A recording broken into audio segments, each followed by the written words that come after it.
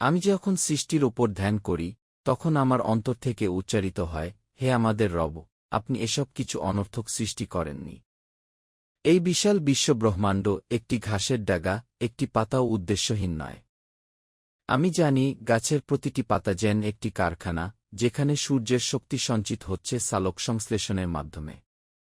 কাঠ পোড়ালে যে শক্তি বের হয় সেটিও সেই সূর্যালোকের সঞ্চিত রূপ। তাহলে কিভাবে বলা যায় সবকিছু অর্থহীন?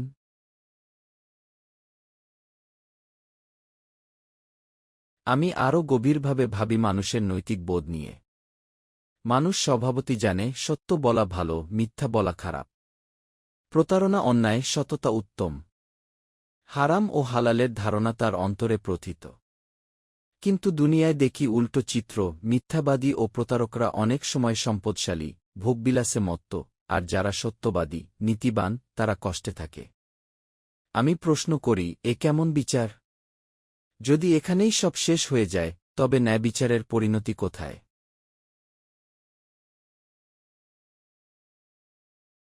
আমি উপলব্ধি করি, অবশ্যই আরেকটি জীবন আছে। এমন একটি জীবন যেখানে ন্যায়বিচার পূর্ণতা পাবে। যেখানে ভালো কাজের ফল ভালো হবে, মন্দ কাজের ফল মন্দ হবে। এই দুনিয়া পরীক্ষা ক্ষেত্র, চূড়ান্ত ফলাফল ঘোষণার স্থান নয়। আখিরাত ছাড়া এই দুনিয়ার বৈপরীত্যের কোনো ব্যাখ্যা থাকে না। তাই আল্লাহকে সৃষ্টির নিদর্শনের মাধ্যমে চিনে নেওয়ার পর যুক্তি আমাকে আখিরাতে বিশ্বাসের দিকে নিয়ে যায়। পুনরুত্থান অবশ্যম্ভাবী। হিসাব নিকাশ অনিবার্য।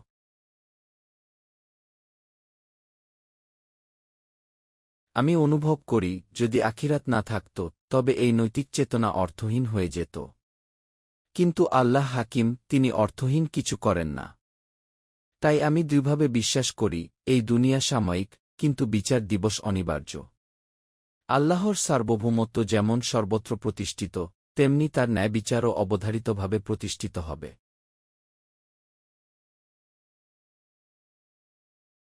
এই উপলব্ধি আমার অন্তরকে কাঁপিয়ে দেয়।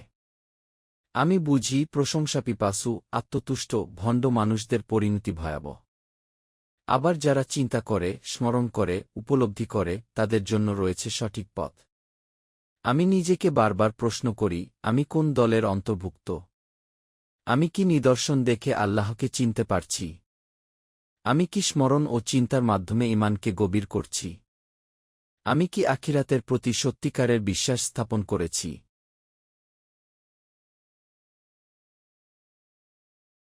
এভাবেই আমি উপলব্ধি করি, সৃষ্টিজগতের প্রতিটি নিদর্শন আমাকে আল্লাহর দিকে নিয়ে যায়, আর নৈতিক বোধ আমাকে আখিরাতের দিকে।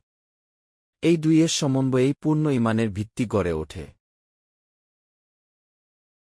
আমার ভেতরে যে নৈতিক বোধ কাজ করে, আমি গভীরভাবে অনুভব করি, এটি কোনো কাকতালীয় বিষয় নয়।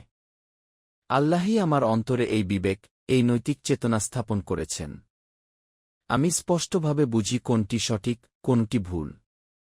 আমি অন্যায় থেকে দূরে থাকতে চাই, সত্যকে আঁকড়ে ধরতে চাই, হারাম থেকে নিজেকে বাঁচাতে চাই। কিন্তু বাস্তব জীবনে আমি কখনো দেখি, এই নৈতিকতার কারণেই আমি ক্ষতিগ্রস্ত হচ্ছি।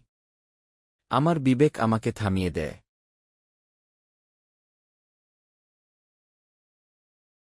আর সেই থামার কারণেই হয়তো আমি ক্ষুধার্ত অবস্থায় রাত কাটাই। আমি অন্যায় পথে উপার্জন করতে পারতাম, কিন্তু করিনি। ফলে কষ্ট আমাকে ঘিরে ধরে। অথচ যে ব্যক্তি কোনো নীতি মানে না, যার মধ্যে লজ্জা নেই, দ্বিধা নেই, অন্যায়ের ভয় নেই, সে দুনিয়ায় সুখে শান্তিতে ভোগ করছে। তার জীবনে যেন কোনো বাধা নেই।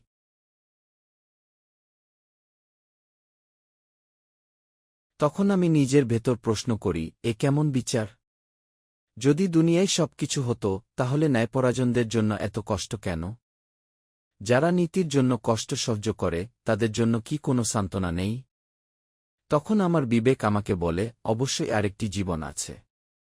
এমন এক জগৎ আছে যেখানে ন্যায় প্রতিষ্ঠিত হবে, যেখানে ধার্মিক ও সৎ মানুষরা তাদের ধৈর্য ও ত্যাগের প্রকৃত প্রতিদান পাবে।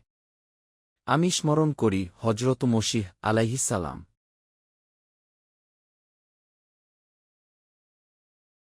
পাহাড়ের উপদেশে বলেছিলেন, যারা ন্যায়ের জন্য কষ্ট সহ্য করে, তারা সান্ত্বনা পাবে। এই কথাটি আমার হৃদয়ে গভীর রেখাপাত করে। যদি আখিরাত না থাকে তবে আমার নৈতিক সংগ্রাম অর্থহীন হয়ে যায়। তাহলে এটি অন্যায়, এটি নিষ্ঠুরতা। আমি যদি নীতির জন্য কষ্ট পাই আর অন্যায়কারী ভোগ করে, তবে অবশ্যই এমন এক বিচার ব্যবস্থা থাকতে হবে যেখানে সবকিছু সঠিকভাবে মূল্যায়িত হবে।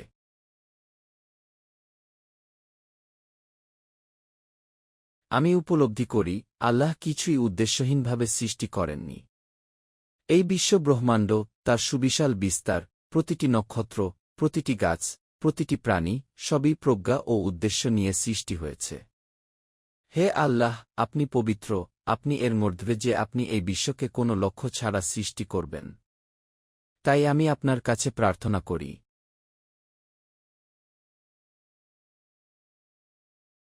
যদি বিচার দিবস আসেই, যদি পুরস্কার ও শাস্তি নিশ্চিত হয়, তবে হে আমাদের রব, আমাদেরকে জাহান্নামের আগুন থেকে রক্ষা করুন। যাকে আপনি জাহান্নামে নিক্ষেপ করবেন সে চরম অপমানিত হবে। তার জন্য কোনো সাহায্যকারী থাকবে না।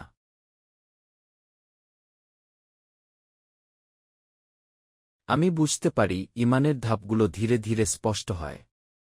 প্রথমত তাওহীদের প্রতি বিশ্বাস, আল্লাহ এক, তার কোনো শরিক নেই। এরপর আখিরাতে বিশ্বাস, পুনরুত্থান ও হিসাব নিশ্চিত। যখন রাসূল মুহাম্মদ সাল্লাল্লাহু আলাইহি ওয়াসাল্লাম মানুষকে এই দাওয়াত দিচ্ছিলেন,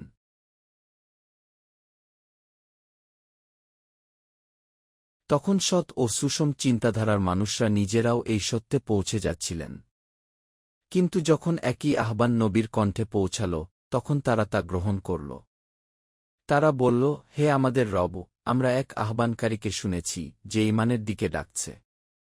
আমরা ঈমান এনেছি। অতএব আমাদের পাপ ক্ষমা করুন, আমাদের ত্রুটি মুছে দিন, এবং আমাদেরকে নেককারদের সঙ্গে মৃত্যু দিন।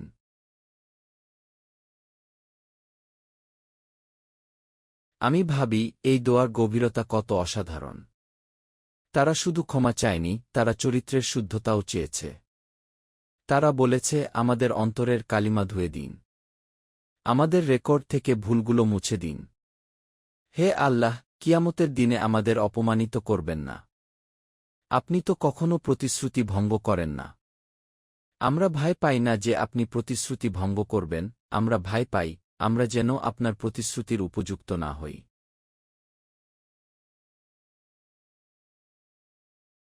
এরপর আল্লাহ তাদের দোয়া কবুল করেছেন।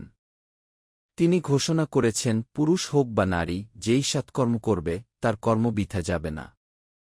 আধ্যাত্মিক মর্যাদায় নারী পুরুষ সমান। আমরা একে অপরের অংশ।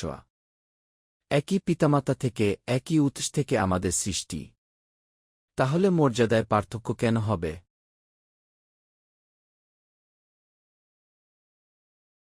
আর যারা হিজরত করেছে, ঘরবাড়ি থেকে উৎখাত হয়েছে, আল্লাহর পথে নির্যাতিত হয়েছে, যুদ্ধক্ষেত্রে গিয়েছে, এমনকি প্রাণ দিয়েছে, তাদের প্রতিদান তো আরও মহান। আল্লাহ বলেছেন, আমি তাদের পাপ মুছে দেব এবং তাদের জান্নাতে প্রবেশ করাব, যার নিচে নদী প্রবাহিত। প্রকৃত প্রতিদান কেবল আল্লাহর কাছেই আছে। মানুষকে সারা জীবন সেবা করলে সে চূড়ান্ত প্রতিদান দিতে পারে না। রাষ্ট্রও পারে না। কেবল আল্লাহই পারেন পূর্ণ প্রতিদান দিতে।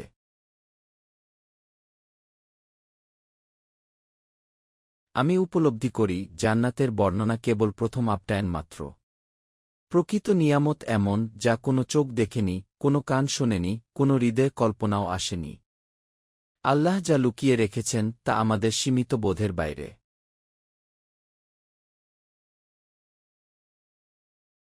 শেষে আমি শুনি, হে ঈমানদারগণ, ধৈর্য ধরো, প্রতিদ্বন্দ্বীদের চেয়ে বেশি ধৈর্যশীল হও, একে অপরকে শক্তি দাও, এবং আল্লাহকে ভয় করো। তবেই সফল হবে। আমি নিজের দিকে তাকাই, আমার ধৈর্য কতটুকু? আমার ত্যাগ কতটুকু? আমার ঈমান কত গভীর?